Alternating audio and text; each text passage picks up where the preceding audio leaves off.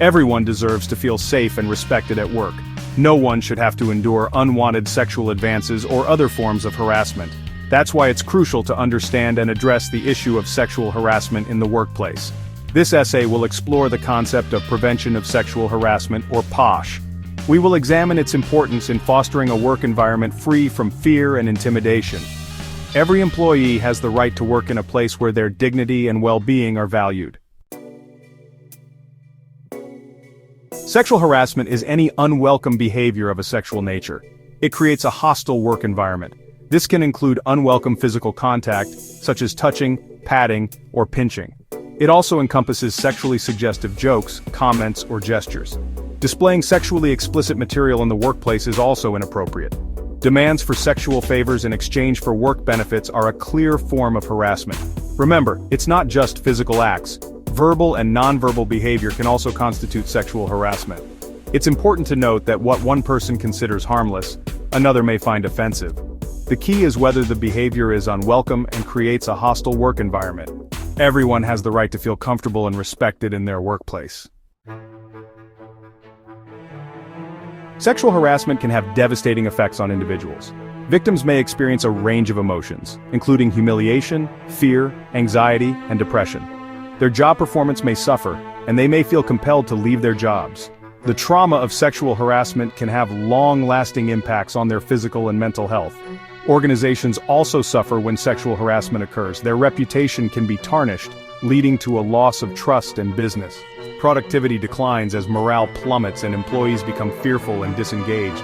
Legal costs associated with defending sexual harassment lawsuits can be substantial.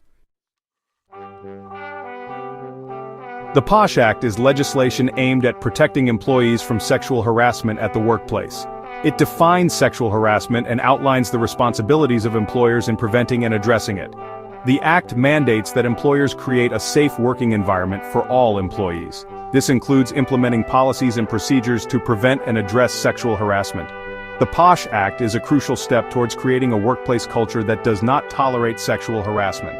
It empowers employees to speak up against harassment. It ensures that their complaints are taken seriously. Employers have a legal and moral obligation to provide a workplace free from sexual harassment. The POSH Act outlines specific responsibilities for employers to fulfill this obligation. This includes creating a comprehensive POSH policy that clearly defines sexual harassment. It should outline the complaint procedure and the consequences of engaging in such behavior. Employers must also provide regular training and awareness programs on POSH for all employees.